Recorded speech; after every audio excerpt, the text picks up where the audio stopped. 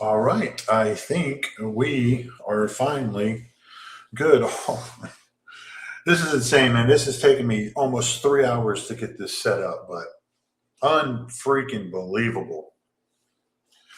Anyways, let's move it on. It's all good now because it seems like it's finally working. So, um, Jennifer wanted me to fire up the camera and start getting back online. I'm like, good Lord, man, I haven't done this in years. Now, obviously, I've done videos, but she was just like, you just go back to live stream. And I'm like, man, there's nobody watching live streams anymore. Not when it comes to crypto live streams, at least in my opinion, or maybe that's just me because I'm not tuning in as much as I used to back in the day, but and it could be that, right? So, but moving on. So look, I'm going to go over this midterm token that we just launched on the BaseBid platform. And I'm trying to debate, how far back do I go, or do I just start off from the beginning? So look, let me, first of all, about the token itself. Look, it's an obvious narrative, right? So it's going to pick up on the narrative of the upcoming 2026 United States midterms. As y'all are aware, if you're in the, as y'all are well aware, if you're in the crypto space, you know how this stuff plays out. It's all about narrative and social movement. So y'all can imagine. Look, it's February 1st tomorrow, or excuse me, January 31st tomorrow. The midterms, as far as kind of the narrative and the loudness and the chaos that comes with the elections in the United States, that will probably start in March. I would imagine start ramping up. It slowly might start trickling into the social space in February. But I wanted to front run the narrative and get the first token out there, and then obviously I'll go over how we created it and where we launched it and how we structured the contract. But look, that's why I launched midterm. I was always going to do it. It's just a matter of when were we going to launch it. So it is now trading live. Now,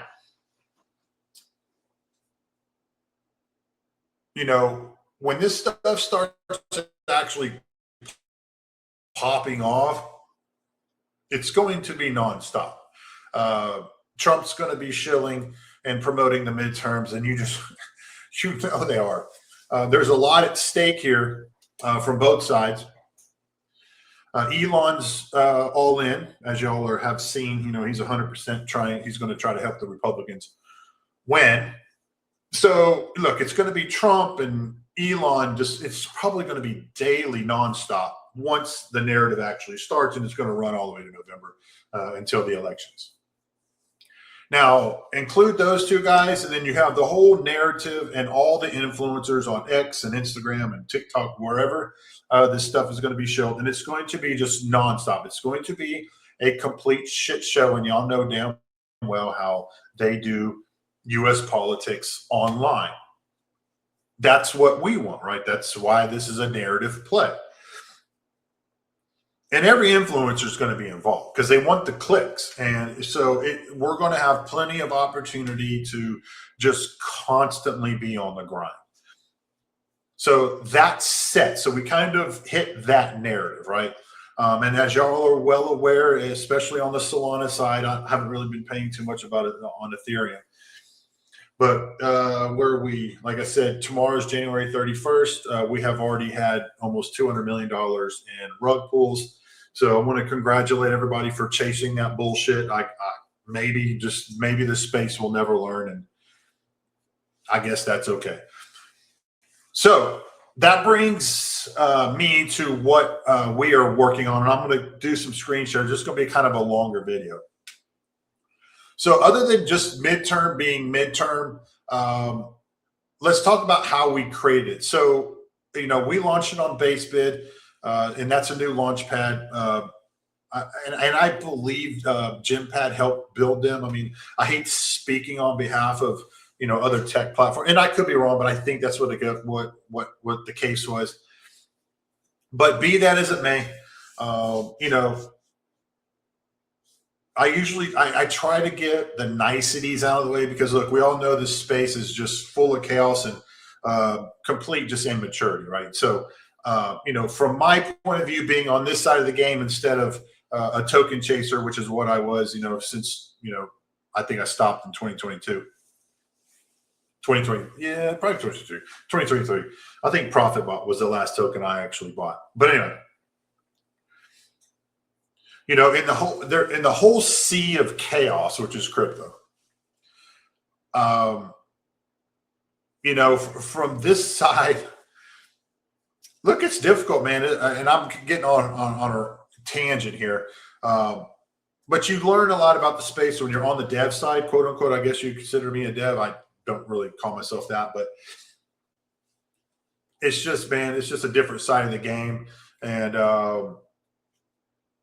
so whenever you do run across platforms like BaseBid and they reach out to us and said, hey, Scott, why don't you just, use us for your launcher? Because we were just launching straight through Radium in all of 2025. I'm like, cool. And plus, look, it's about the creator fees and just the whole model system setup. So, and that's why we use BaseBid, by the way.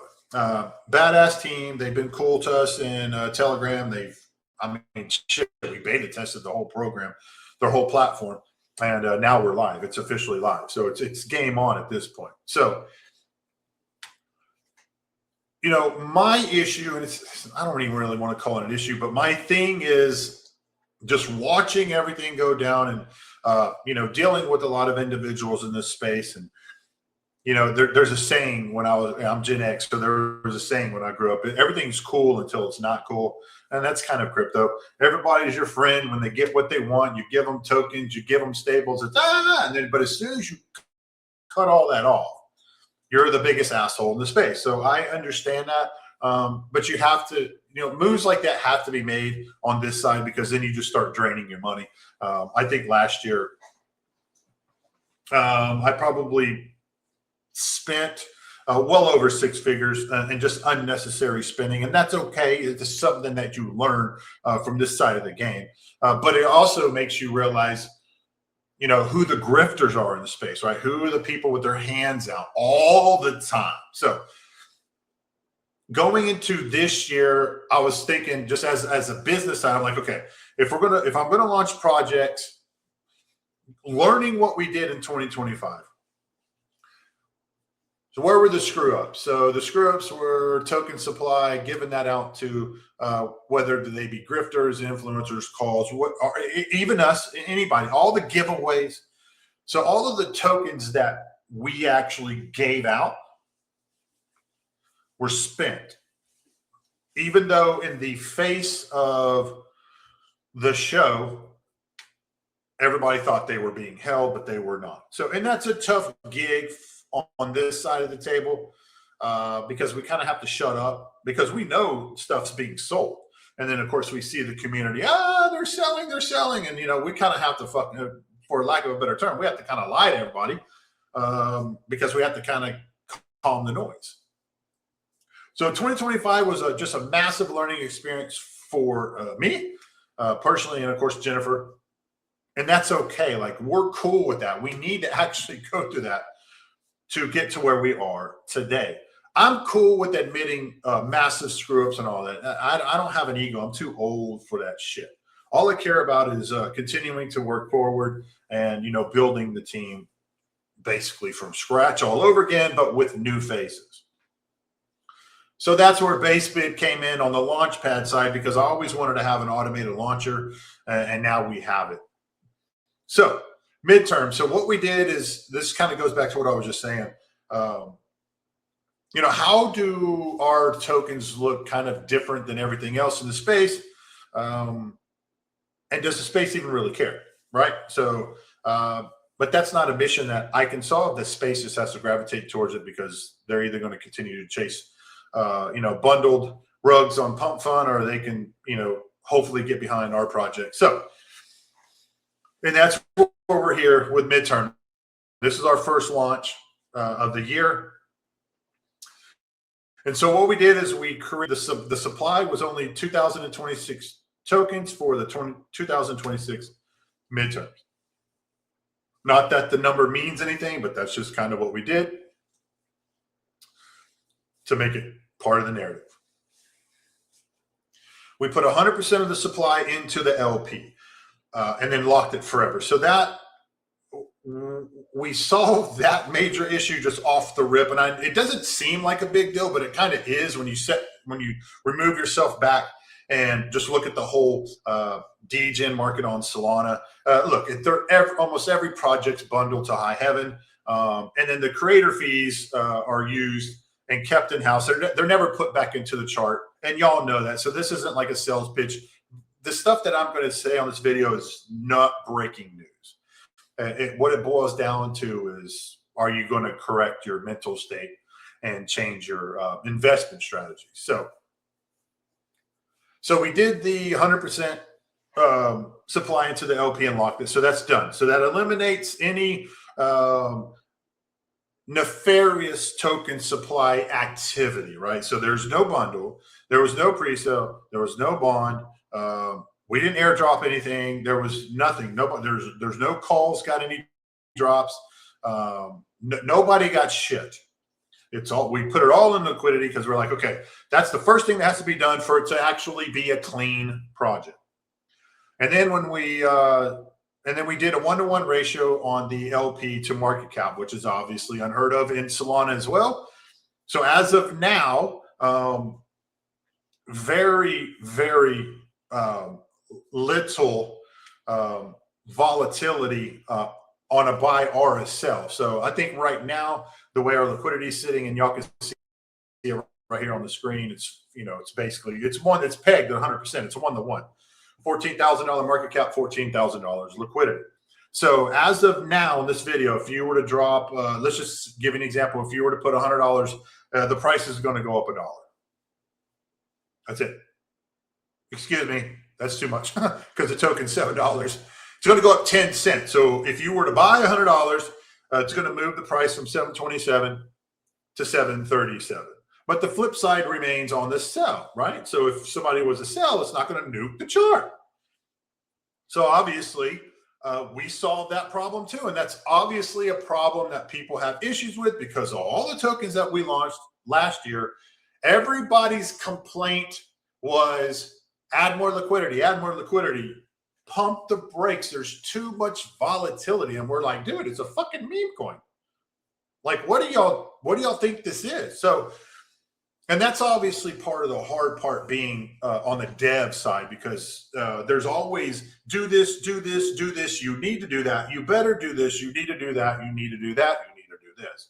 So it's a lot of demands and orders from complete random people, right, all over the world. They hide behind a profile picture. So look, we handled that already, right? So we fixed the liquidity problem and the supply issue. So just those two things alone right now have made this probably the best launch of the year, and probably in the last year or two, just on Solana alone, just based off the mechanisms of the contract. Now, onward. So what base bid is going to do, which is unlike any other launch pad that is even on market right now, at least that I know of. Once we hit 50K market cap, and hopefully we'll get there, it just depends on the space, y'all. It's time to start buying the chart up. They're going to move 50% of the creator fees back into the chart. So once we hit 50K market cap, it should start cycling up pretty good, because at that point, whatever volume we have to get to that market cap is obviously going to generate a lot of creator fees, which are going to actually get put back into the chart, which again is something that does not happen. So we've now nailed the three most biggest issues with the degen space, the meme space, the narrative space on Solana. Supply issue, gone. Market cap to liquidity issue, gone, no issue. And now creator fees being put back into the chart to help pump y'all's bags. Done. So the three major problems that are wrecking the space have now been solved. It's done. It's live. It's ready to go. So at this point, it's a matter of just the space picking it up and saying, holy shit, we can run this thing to 200 million market cap, 300 million. and there's nothing in the way. Y'all kind of understand there's no headwinds now. Nobody holds any supply. Nobody can dump on you. I mean, I bought my bag. My bag right now is only worth $500 or $600. Even if I was to sell it, it ain't going to do shit to the chart. Don't you get it? That's the point. So everybody has now officially been protected from all of the nefarious players that are in the space. Whoever you think they are, they cannot wreck this chart. It is impossible. Because for somebody to be able to try to wreck the chart, they're going to have to first buy the chart. Because nobody got any freebies this time around. It's all good. And so we set it up that way. So if somebody wants to, obviously this is the space, and this is what you're trying to catch your X's, right? So if a whale comes in and drops $1,500, so let's give an example, the price is going to move up 727 to shit, I don't know, 7, whatever the case may be. But even if they were to sell their whole bag, who gives a shit? It's not like there's going to be a nasty green candle going up on the buy and a nasty red candle going down on the sell, because the liquidity's thick as hell. And on top of that, we get the creator fees anyways, right? And then we put it back in the chart. So you kind of want people to trade. So the whole point is the system has now been created. And it's not really about the tech and the system being created, because that's obviously a big key, but it's who's operating that. It's who's behind it. So as far as we are concerned on our side, all of our launches in 2026 are going to be they're all going to look the same. We're going to drop all of the supply to the LP, lock it, and we're going to do the same thing on the liquidity side to the market cap, and we're going to run them. So hopefully at that point in time, we have our in-house call team built, which I'm still working on, and we can start internally pushing these projects to whatever market cap we want to run them to, because now, like I said before, there's nobody in the way. There's zero headwinds. I don't have to worry. So when I go out right now and try to build our own internal call team, I can approach them differently now, because I don't have to worry about them abiding by some kind of sell rules or controlling the supply. I've eliminated that, which is okay. Now, they might not like it, but that's okay. They're going to have to get paid in stables, which is another thing. You know, we're paying our calls in stables moving forward. And that keeps the chart clean as well. So it eliminates all of the friction that we kind of went through in 2025. I was a part of it too. It's not like I'm squeaky clean and perfect. Shit, I went to battle with these calls publicly. That's okay. I've already apologized. It's good enough. You got to be a man enough to apologize and move it on. So with this model, it's all good. Everybody's hands clean. The devs can operate. The people who launch on our board can operate clean. The calls are now clean. And the space in general can now back the token, because they know they're clean, and they can run this shit to like we did back in 2021 when we were running projects to the billions. And that's another reason why we can't see anything last. Dude, there's nothing has not lasted past 100 million market cap for days, for years. It's been a minute. And there's a reason. Bundle supply, insider supply control, nuking. It's just been a freaking shit show, and y'all know. So all of that has been cured with this model. Now, I'm going to share something with you guys real quick. Then I'm going to wrap it up. Your browser has lost connection to the screen share. Freaking perfect. No, I think I'm being good. I think I'm good. So this is the revenue calculator that we now have to help kind of build our internal team as far as the influencer and the call side goes. And I've had a few discussions with calls, in the last couple of weeks, and they would prefer stables anyway, and they don't like the drama from the dev side either, right? Come on. I mean, they want to operate free on their socials, and we want that too, right? Everybody needs to operate without friction. And unfortunately, there's just a lot of friction going on. That's why it's a complete shit show online and in socials, and it's the people that fuck all this up. So having said that, it's all good, right? We just have to work it out and get it moving. So if we kind of look at this revenue calculator, this shows you the customization that we have on our side with our own launchpad to generate creator fees, which are now kept by all the nefarious fucks. And on top of that, they nuke the bag on top of that. So not only do they get you for millions and millions of creator fees, but they also nuke their bag, and y'all just keep chasing the next one. So congratulations, everybody. Y'all will learn. One of these days, you will be tired of losing your money. But what this does is this shows you the breakdown of the potential revenue that we can generate. And when I say we, I'm talking about the project. This is not money that goes into my pockets and I go out and buy Lambos. I hate to tell everybody this. I've already bought my Lambos. I've already done it. I'm too old. I don't give a shit. Me and Jennifer are trying to find land. I've already spent millions and millions on exotic cars and big ass houses. I no longer have the need to fill that fix anymore. But I understand the space needs it because they haven't made it. So when you get that kind of money, you have to go flex. And that's understandable.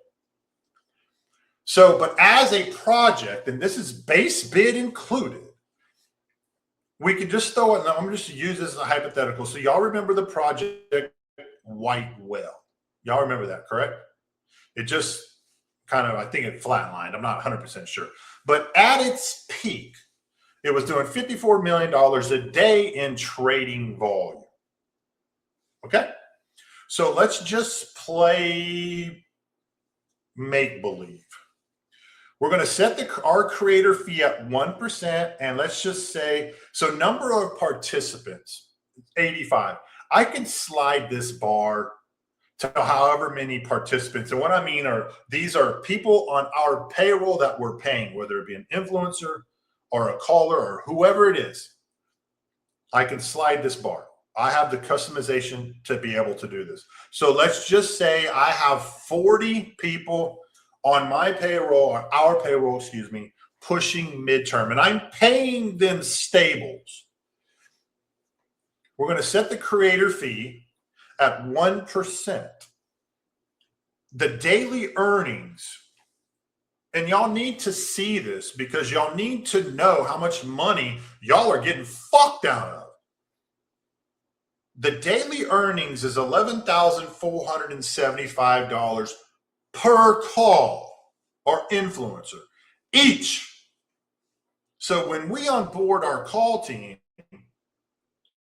and we put them on payroll and we put them in-house, this is the quote unquote leverage, right? So there is no way, I don't know of any call, even the big players that I do know, they're not making $11,000 a day. And I just don't give a shit if they say they are, because they are not. So this is built to allow us to run these tokens to wherever the space will take them. And it allows the calls to work freely in their space on the call side to push to their privates and to their community, say, hey, buy midterm, because you're not going to get smoked. You can't, at least not from anybody from the inside. Now, obviously, there's going to be people sell, but the thing is those people have bought. So what I'm trying to say is none of our projects, including midterm, are front run with a 30, 40, 50% supply drop to everybody. It's 100%. So everybody's already winning off of that. So the call gets $11,000 a day. Good. Like, we don't need to hate on this. So the space as a whole needs to just accept that that's okay, because it's not being done nefarious, because they are not being paid from the sale of any tokens. They're just, we are paying as a company a percentage of the creator fees out to them because they are the influencer in the call.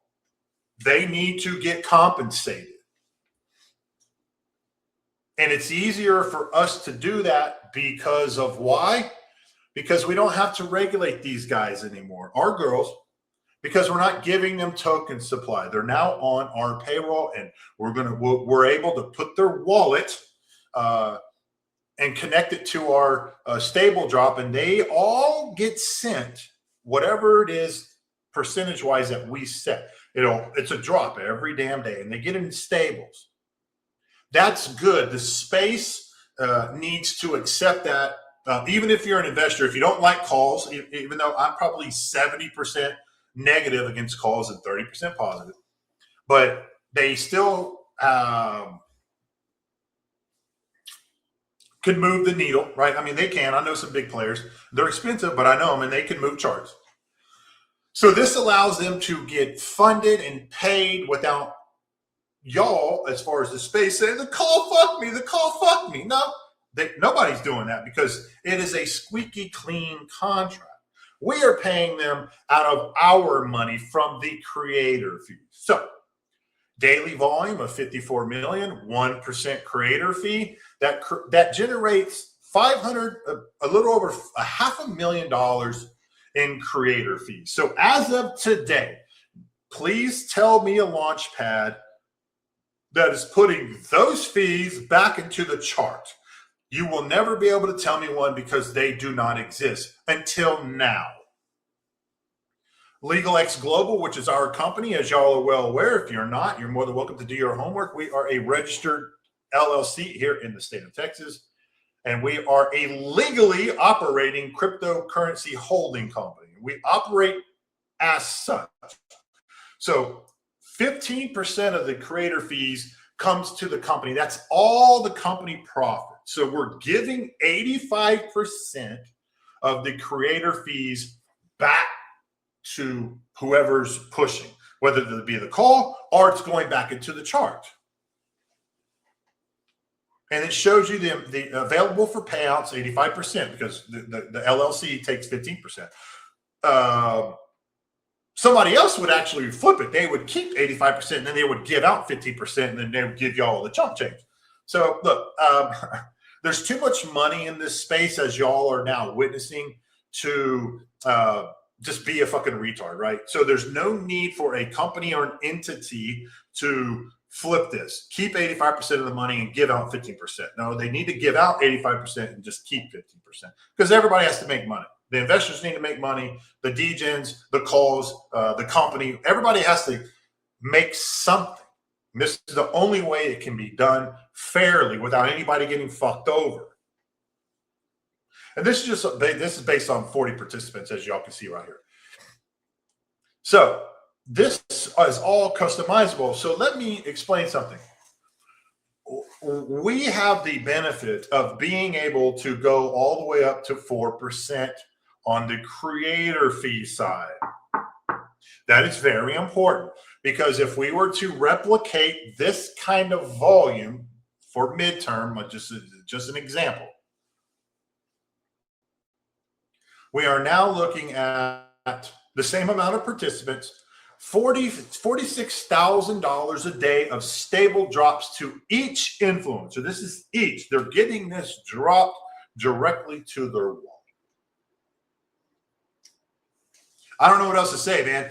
So, if you're in the space and you're aggravated and you're mad and you take everything personal and it's all, fuck this, man. This is all bullshit, man. These guys are nothing but assholes. Well, guess what?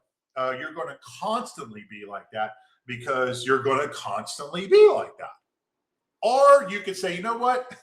It's time for me to actually start making some real money and switch up your mindset. So we can replicate, these are hypotheticals, obviously. And you can look at our chart. We're doing almost no volume, but the chart looks good because nobody's selling, because there's no need to sell, because there's nobody that's going to fucking nuke on you. So now we have 4% creator fees, which is a fee that Radium allows you to set. It's not a scam. It's not like some magical creator fee. Oh, they're charging 4%. Well, yeah, we're allowed to. It's simple. The problem is people always complain because they're not getting that 4%. You're constantly getting nuked. You're getting rugged. So that is why everybody's loud all the time.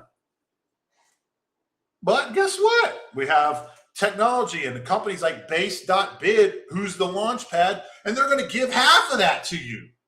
So let's just, for an example, 4% creator fees. Now every influencer call on payroll is now getting $46,000 a day dropped to them in stables. And now we're looking at, I don't know how much that is back into the chart, but it's a lot.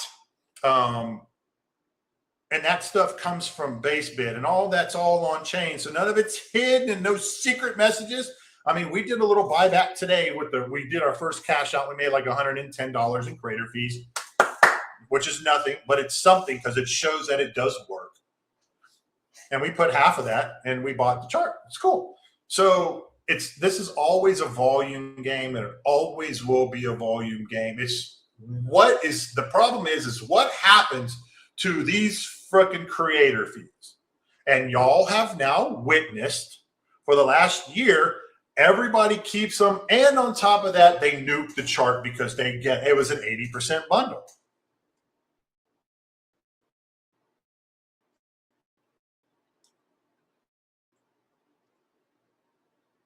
So we are now here. It's done. It's built. It's live. It's ready to go. So as of now, it is up to this space. Like I never take anything personal, because even in my DMs now, everybody's like, the issue, and this is another issue with the space, and I think it's just people just need to kind of grow up. Sometimes I kind of wonder who's behind these accounts and who's behind these profile pictures, because they don't seem to be acting like adults, right?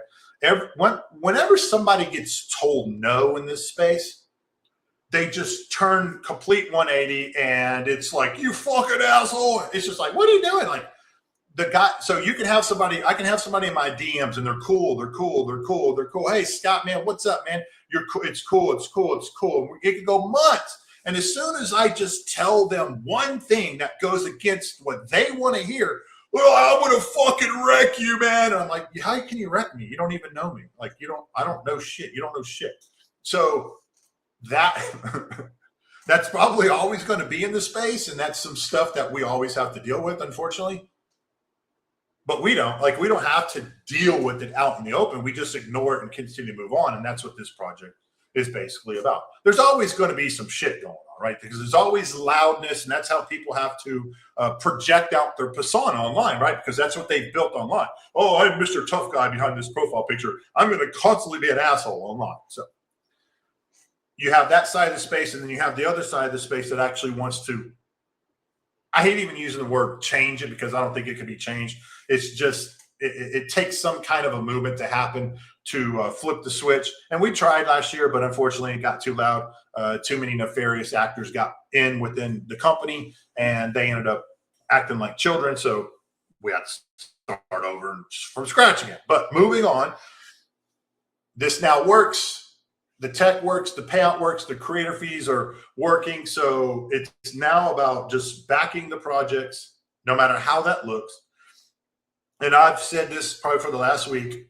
I'm technically, quote unquote, I'm not interviewing calls, but if you're a call or an influencer, you can DM me on Telegram or on X, and we'll try to work something out. But I will just say this, from our point of view, we're not going to give everything out, because we just know that the money's too big. So, and that's kind of the bad part with the space, is everybody tries to negotiate, but they only want to negotiate 100% towards them, right?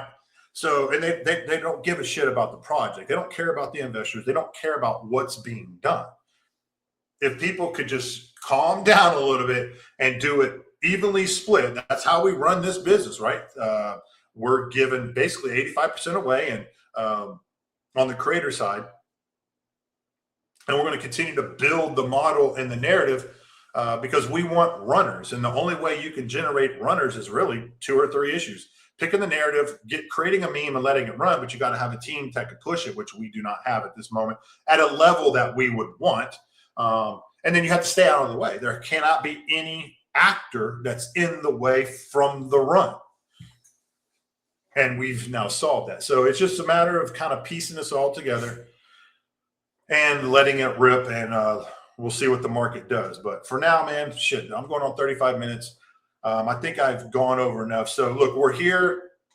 It's been a lot of chaos and drama. Holy shit, man! This has been, for lack of a better term, a pain in my ass to get here. So, but it's done. It is over with, and I'm good because I love Base Bid. I like their model, their project, and the fact that they are willing to come off of half of their creator fees to help midterm charts. That's insane. Nobody else would offer that to us. So, and plus, quite frankly, it just doesn't exist, because even when you do try to reach out to other platforms, everybody's the same. It's 100% greedy. No, fuck you. I'm not done. No, you don't do shit.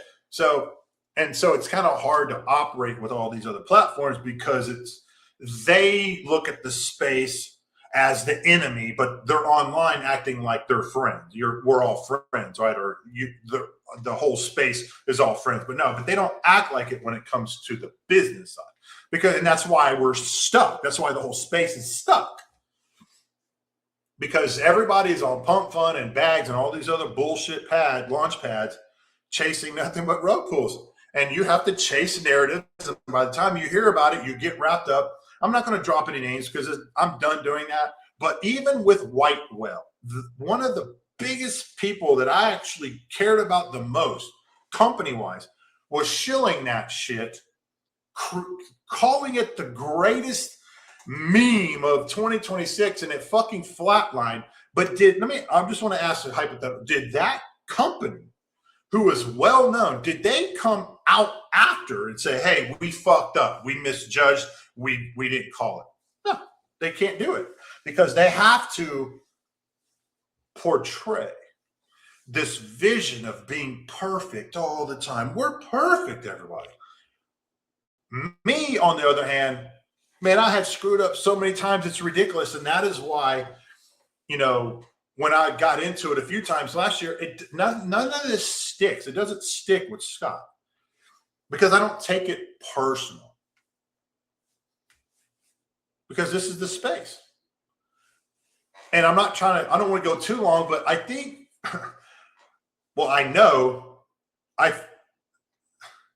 the problem is as an individual, knowing that I have already went one-on-one with the biggest scammers in this space in federal court and won, I don't think people truly understand what that does up here. It makes me you can't fuck with me mentally, because you're not going to trigger me. You're not going to get me to hop on our next space and argue. That's why I've always been chill for the most part, because I've already looked eye to eye with 8-figure scammers in a federal court. You can't move me online. It is completely impossible. Now, it doesn't stop people from trying, but but that's the space, right? So you always have this the aggravated, the agitated side of the space. They're just always constantly in a work. They almost kind of remind me of like all this stuff that's going down with all of these protesters, destroying shit and breaking windows. That's these guys, right? They're constantly in this mental state of chaos. So that the space, unfortunately, that's part of the space. So when you mix that kind of mentality into the builder mentality, there's always going to be some kind of a pull or a tug, or there's always, it's like I used to say when I was doing lives or X Spaces last year.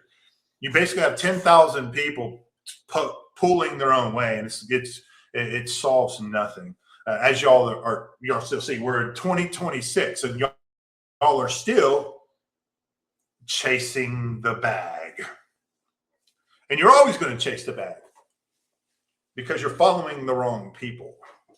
So, just some food for thought. And other than that, it's all good. So we are going to get back to work, and I have to start getting a call team and a push team put together. So if y'all want to hop on this, just hit me up on X. If not, it's all good. And we'll just let the market play it out as it sees fit, and we'll keep on working. But look, the model's done. It's set. I love it. It's perfect. And it's about creating perfect contracts on Solana, which we are now doing, and letting it rock and roll, man. So I appreciate everybody working this out with me. So I will talk to most of y'all tomorrow. See y'all, and have a good weekend, by the way, everybody.